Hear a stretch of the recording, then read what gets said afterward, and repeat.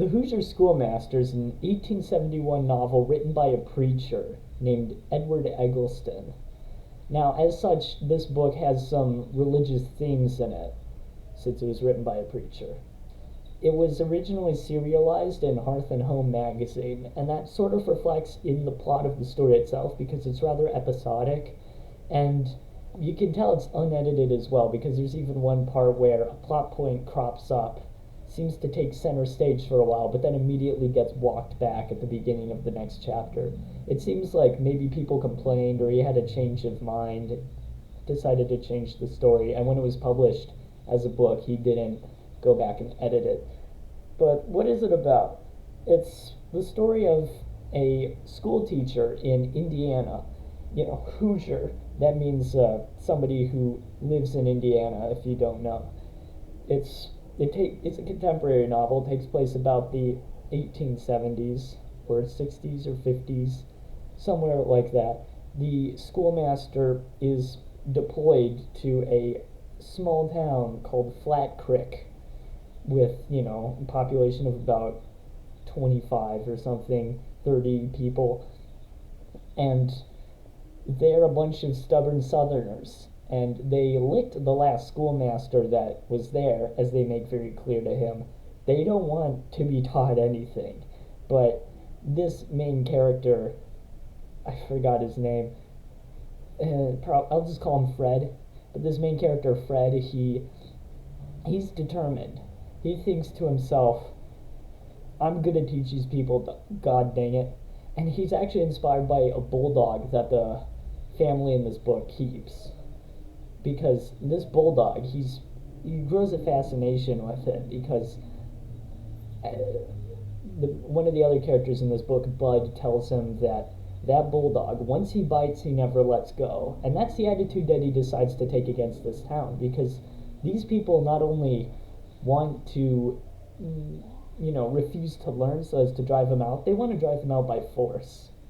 One example is on one of the first days of school. He tries to educate the people in the town on the first day of school, but he's told ahead of time by a mild-mannered orphan named Shockey that the meanest bully in the class, a little kid, has loosened one of the floorboards beside the schoolmaster's desk, and he expects the schoolmaster to fall through the board into an aquifer that is placed conveniently below the school, in the cellar, I think.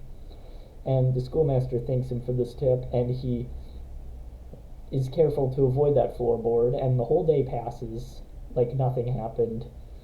And he even forgets that the floorboard is there. The bully does, also. And he's about to say, well, that's it for class today. But then he begins to realize that, these people, he has to do something about it. These people, because it's not just the kid in that class, it's also the adults of the town too, because they're just as illiterate and uneducated as the children are. So a lot of them are just really stuck in their ways, just refusing to learn. So he calls up this kid up to his desk. He says, here, come here, I want to talk to you. And the kid, forgetting about the floorboard, falls through it into the water below, and the schoolmaster is like, what? Who could have done this? Whoever did this in this room, shame on you. You know what the Bible says. Those who dig a pit for others often fall into it themselves, and in doing so, he subtly chides the person who did it without letting on that he knows it was him. And that's an example of some of the interesting episodes that are in this book, because this actually has some pretty good scenes in it. It's sort of Tom Sawyer-esque adventures, all with dialect. That's actually one of the things that this book is remembered for nowadays, if at all, is the fact that it has dialect of the southern Indiana region from about the 1850s, which a lot of people have questioned whether or not it's actually accurate, but it's often portrayed as accurate.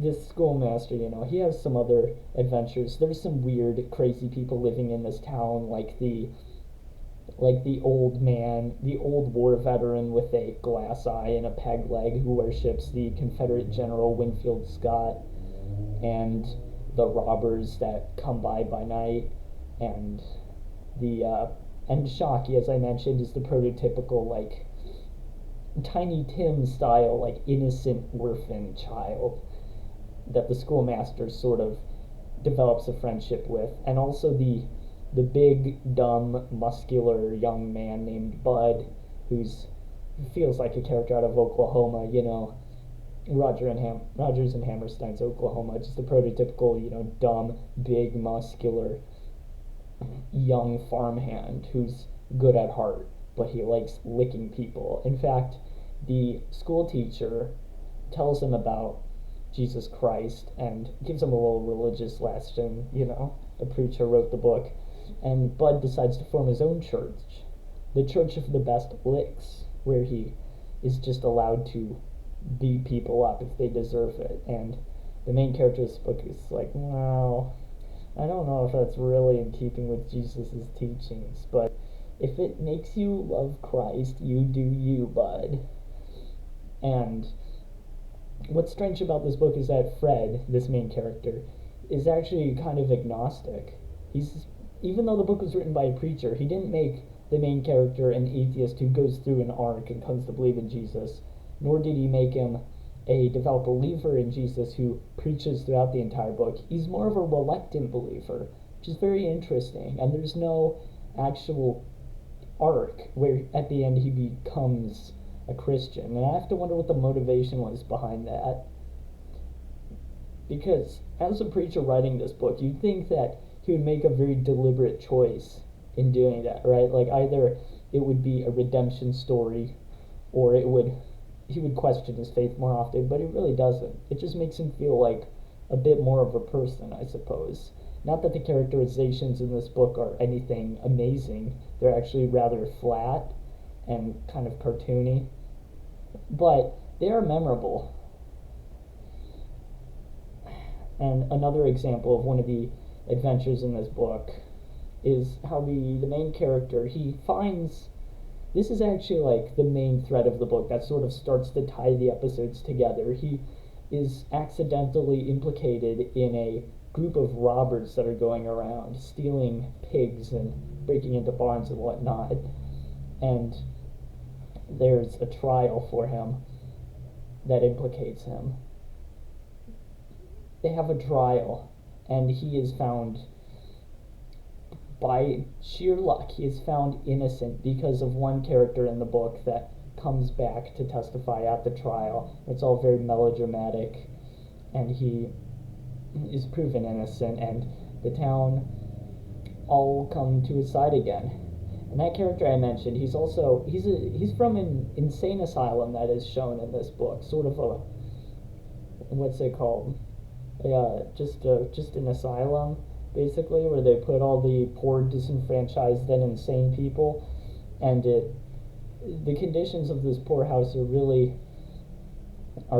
exaggerated. Not exaggerated, but they're shown to be really awful, and that's another thing that this book is sort of notable for, is pushing that social issue of the time.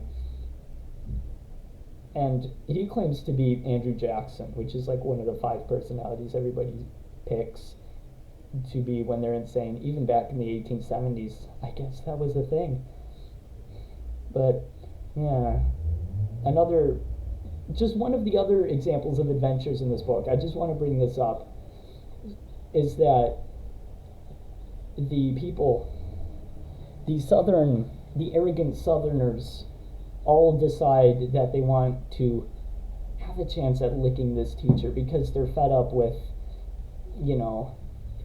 failing to make him fall into the aquifer underneath the schoolhouse and all that.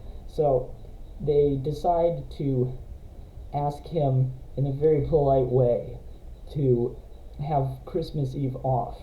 And the schoolmaster he was ready to give them the day off if they asked him.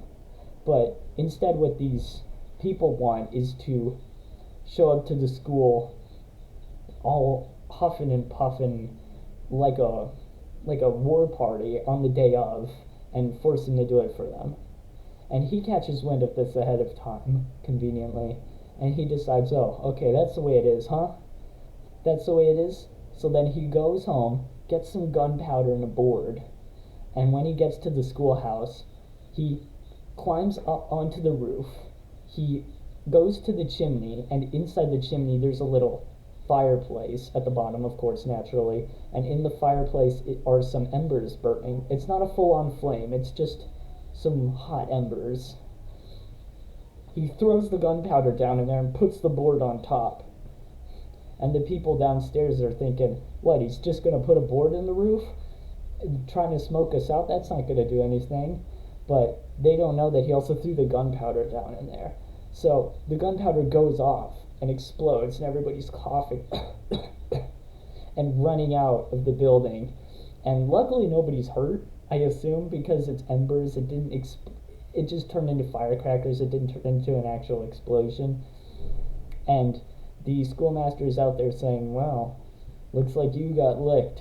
So it's kind of messed up, really, how the school teachers decided that the only way that he can conquer this town is to play by their own rules, their own horrible, awful rules. Bite them and never let go, basically, until eventually they're all forced to accept him as the teacher in Flat Creek. And actually the book ends with a very happy ending. Edward Eggleston even says anybody of sound mind would want the book to end happily. But he went a little bit too far with this ending, because everybody lives unreasonably happily ever after in ways that just make you say, why? Why did they live like that? That poorhouse I mentioned earlier, half the characters in this book all of a sudden are explained as having gone to the poorhouse. They start running it, they start submitting news stories about it, and they live happily ever after in connection to running this poorhouse that they never cared about or were never connected to. So yeah, that makes everybody at the poorhouse live happily, that makes the characters here live happily, but why? I mean, it's good that they live happily ever after. I'm of sound mind. I want the book to end happily, but it has to make sense, because otherwise it just shows that Edward Eggleston just wrote the words and then they lived happily ever after on the page. You gotta make them live happily ever after. You can't just say it. But yeah. Anyway, what you may have understood from my description of this book is that it's very important for its depiction of post-Civil War, unity between the North and the South, even though the book stars a character who is from basically the same region of Indiana that all the other Hoosiers are in. It still feels like, city folk versus country folk, stubborn Southerners rising up, wanting to get back at the Northerner, but in the end the Northerner has to keep them in line, and they all have to live in unity together. So that's another important part of this book. It was written in 1871, remember, so the Civil War was still pretty recent in people's memories, so it doesn't really do much naming of anything. It doesn't say the Civil War. It does mention Winfield Scott, of course, as I mentioned earlier, but that's pretty much it. It doesn't make any direct allusions. So you can see how when Edward Eggleston first read this, he sort of felt the need to tap dance around recent events, which is really interesting to read in older books, seeing how history was defined differently back in the day. This movie actually has 3 film adaptations because it was considered a classic for a long time. It's a forgotten classic now because it's not really that great, but the last film adaptation was in 1935, and it really played up the Civil War angle. The main character was a Union soldier who's just finished with the war, and he goes to his town. And I saw that movie, and it was pretty boring, I'm not gonna lie. It's pretty bad. I wouldn't recommend watching it. Well, how is this book? Would I recommend it? Should we read it nowadays? Well, the book isn't technically well done. The drama is melodramatic. It's sort of forced. Everything's a little iffy. It's really episodic. The plot isn't totally meshing. But I have to admit that it is really fun. like the episodes that I described earlier, those are interesting moments that are sprinkled throughout this book. And it's intriguing for its, if you like Tom Sawyer-esque style adventure books from around this time, I think you'd like it. If it's interesting to you, I'd say go ahead and read it. And, yeah, I think that's all I have to say about the Hoosier Schoolmaster. See you later. Let me stop the video.